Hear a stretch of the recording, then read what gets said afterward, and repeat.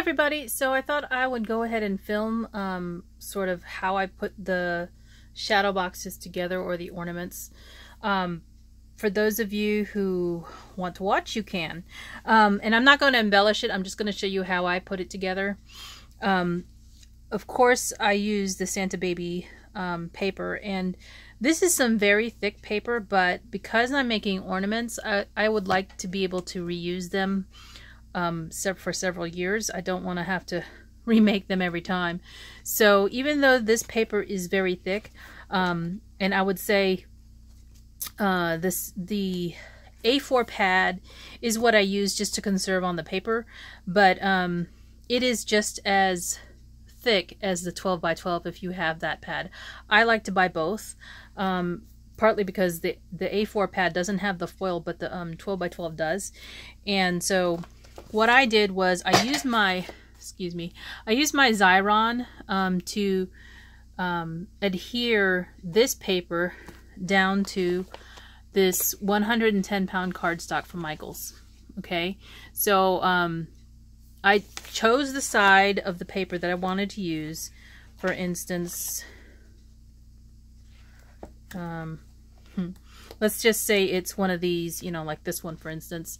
I took the 110-pound cardstock, ran it through my Xyron, and I have a 12 by 12 Xyron, or 12 by 12. I have a 12-inch Xyron, so this piece of paper can go in sideways, and it's almost the same size as the A4. It's a little bit shorter. The 8.5 by 11 is wider, but the A4 is taller. So that's how I did that, and you end up with something that is like this. So one side is white because that's the 110-pound cardstock, and you can see where that this was the top of the page, so this is actually the cardstock hanging over. And then I die cut it using this die. So this is a Brenda Walton die. I don't know if you can still purchase this. Actually, I think you can purchase any retired Sizzix die from Sizzix if you pay the extra 25% fee that they charge to make them again.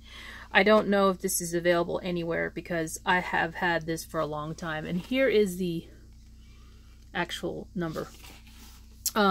It makes a bunch of different shadow boxes, right? So as you can see, I did a couple of different ones, what do you call it, directions. So here's the die, and one of the things you want to be mindful about is when you're cutting, I like to conserve my paper, and so when I did this particular shadow box with this paper, I decided that I think the best way to do this if you're doing it with A4 is you cut it side to side, so you have a vertical shadow box as opposed to a horizontal one. You can always do a horizontal one. It does take more paper when you do that if you're using the A4 pad. So as you can see, this is the scrap of what I had.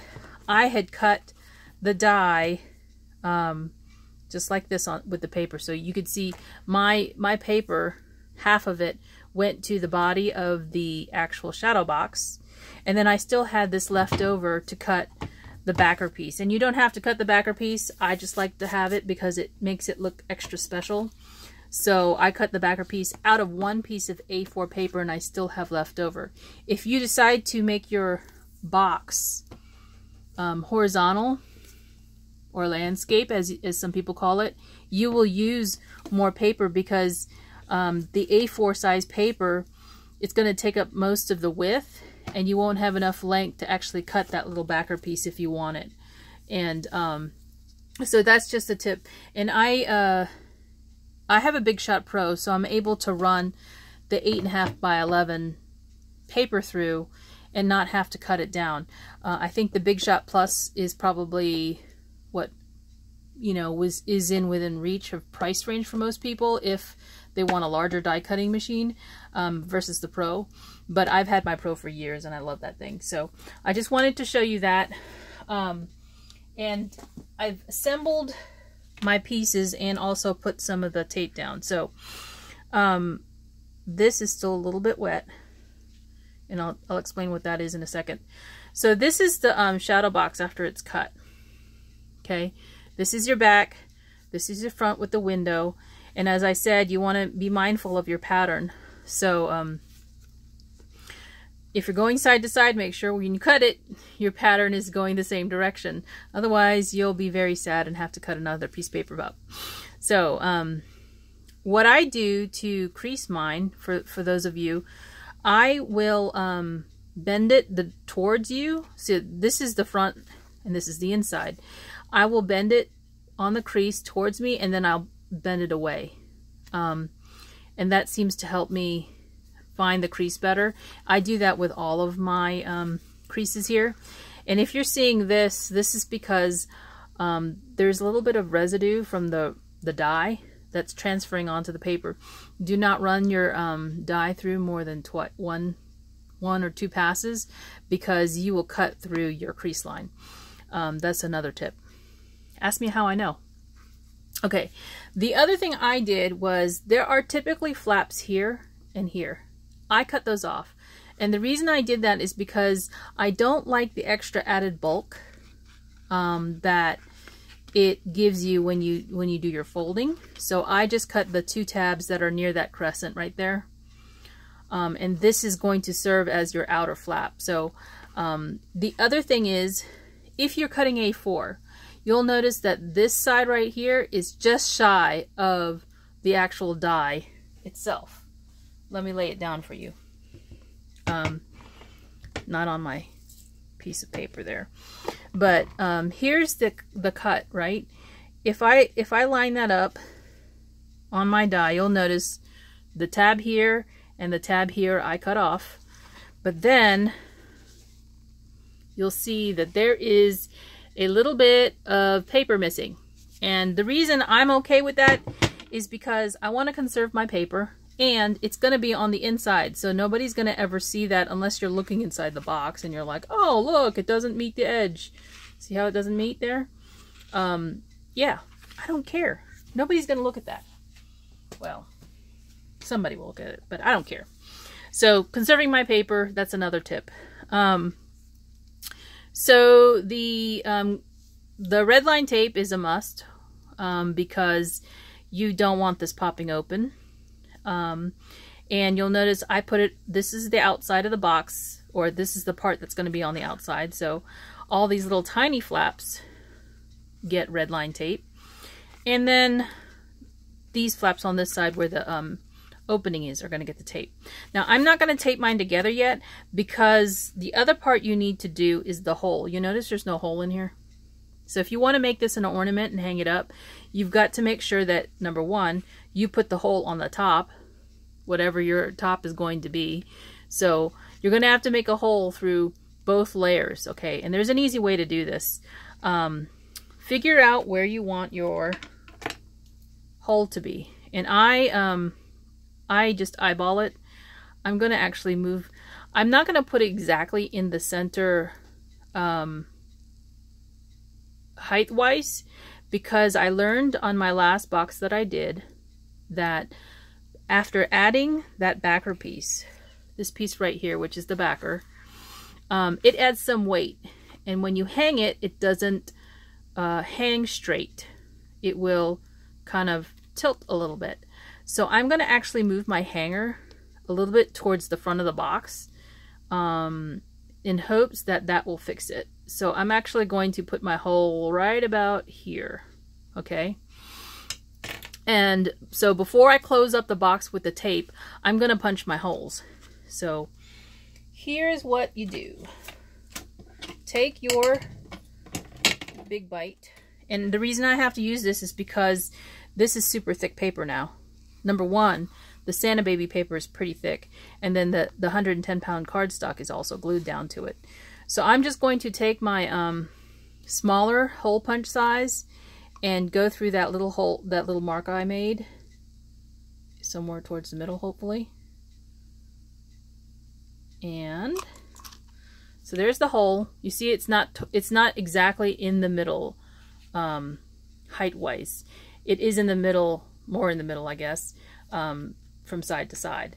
And then all you do is you fold your lid down like this and make sure it's in the proper position, and then you just mark it with your pencil. So because there's a hole already in there, you just mark it with your pencil. I just made a stray mark there. And then when you pull that up, you can see the hole there, and then you're going to punch it right there. So you can pass your ribbon through without having to worry about where's that hole supposed to be. So now if I've done this right, when I actually put the box together like this, I'm not going to do it yet, that hole should line up with one another. You see that? The hole should be aligned. It's not too far off. There we go. So that's how I did the hole. Now, the other thing is I have this piece of paper here, and rather than line all of the inside, because I don't think anybody will be able to see most of this, and you won't be able to see this anyway because this is going to be on the outside of the box. You will be able to see this white right here, and this here, and I don't really, I mean, it doesn't bother me. I think you can cover it either with paper if you like, but it's going to add bulk, and you're going to have a hard time folding it up. So I've just cut the piece of paper to this size. Now, what is this? This is not a scrap piece of paper from what I've die cut, because I don't want to use this thickness inside. There's no point. So what I've done is just taken my,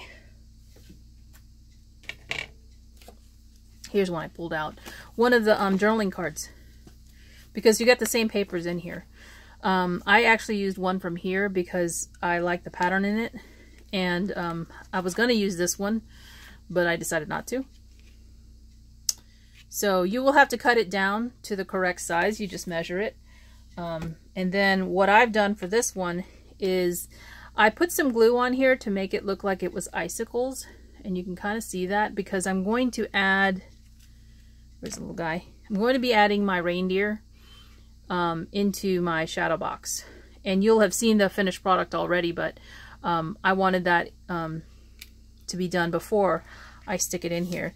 So all I'm going to do is take this one and glue it with just regular, I used this glue, Adhesive Tech. I got it from Tuesday Morning for $1. I mean, really? And the nice thing about this bottle is it's tilted up when it's sitting because it's triangular. So the glue doesn't run towards the tip. And I'm just going to glue this down to the background here before I close the box up. And I'm sorry if this video is kind of long, but you know, you can always stop. You guys know how to hit the exit button, right? And this is still wet on the front, so I can't press it down on all the corners because I'll mess it up. So make sure you've got it turned the right direction. As I said, you know, check twice, because here's the pattern. It's going horizontally. You don't want it upside down, right? So I put it in this way. That's the right side. And I'm going to just butt it right up against the crease. You don't want it on top of the crease, because it will make it hard for you to close the box up. So you can check it by just, you know, kind of bringing the sides up a little bit. And like I said, I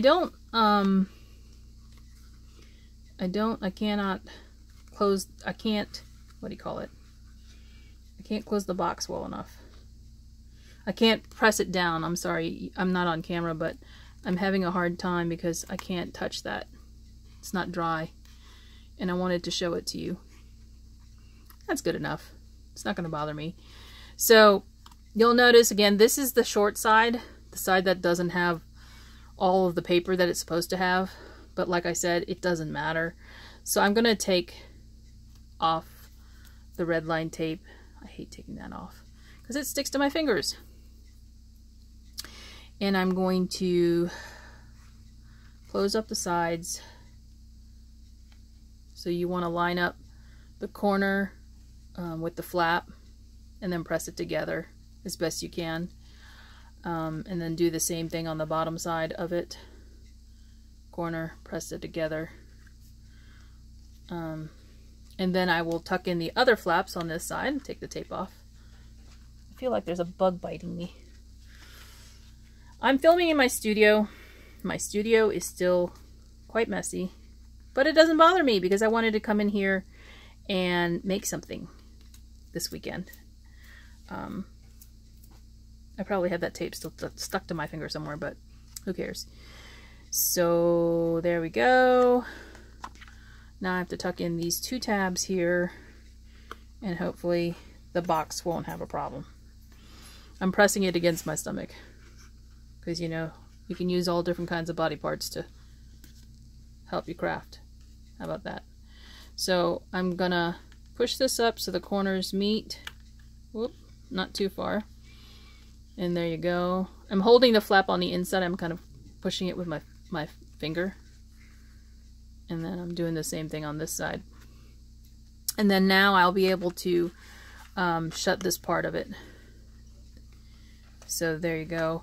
And you're going to notice that it fits really tight. See, you can't really see the fact that you're missing paper on that one side. So here's what I'm going to do. I'm going to do this side first, only because, well, yeah. I'm going to do that side first because I think it will make it easier to close all the way around. And actually what I should do is thread in the actually no, I'm not gonna do that. I should thread the what do you call it, the ribbon through first, but I'm not gonna do that. I think I did it last time as well. So you'll see me making sure that everything lines up before I stick this down, because that red line tape is okay, it's not lined up. You don't want to rip your box and your paper, so try and make sure I'm on camera. It's lined up on each side. There we go. And the nice thing about it is you can stick your finger in the front to move your finger down along the side to press it together. So you're not gonna see, you see that? That's where the gap is, because on the inside you can see that there isn't that paper that meets all the way up into the, it doesn't butt into the to that corner. Okay, so I'm ready to go. Now I can do the top and the bottom. Doesn't matter which one you do first. If I did this right, my hole should line up. It's mostly there. There it is. And hopefully this hole being towards the front like this helps with the hanging of the box so that it's straight. I'm gonna do that, and then I'm gonna close this one. And my tape is towards the edge because I didn't want it to interfere with anything I might have put on the box, like the loop itself. So that's the reason why the tape itself is towards the edge of the flap. So there you go, there's the box, and you can kind of see that icicle stuff down in there. And you notice that it is sticking up, so I'm just going to put my finger in it now. Should be okay.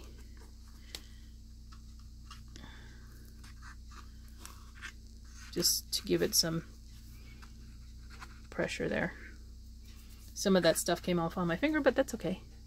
So this little guy, he's going to fit down in here, but you'll have seen the finished product already. I'm not going to embellish it with you on camera, simply because you guys can do that for yourself. The only thing left is to thread the ribbon, and I used, this is a jewelry making needle. It has a huge eye in the middle. You see that? You can actually, you might be able to see it better if I put my hand under it. See, it's got a big eye. And all I did was take the tinsel that I'm using. This is from, what's her name? Maybe this is from Michael's. I don't know. To use, and I just put the tinsel through. Actually, what I did was I measured some out, put the tinsel through the loop, through the eye, and then threaded my needle through the top. And then I took a bead and also threaded my needle through the bead too, so that it would have some weight at the top. So that's all I did to thread it. I don't have to put the back on until I'm ready, because this is just an extra piece to make it decorative. So you can see here, I cut another piece out, and all it does is just make a little nice frame around the back for the box. And then you can decorate with whatever you have. I use the die cuts from the collection as well, just to make it a little bit more cohesive. So yeah, that's the box put together, and I hope you enjoyed this video, and I will talk to you soon. Bye!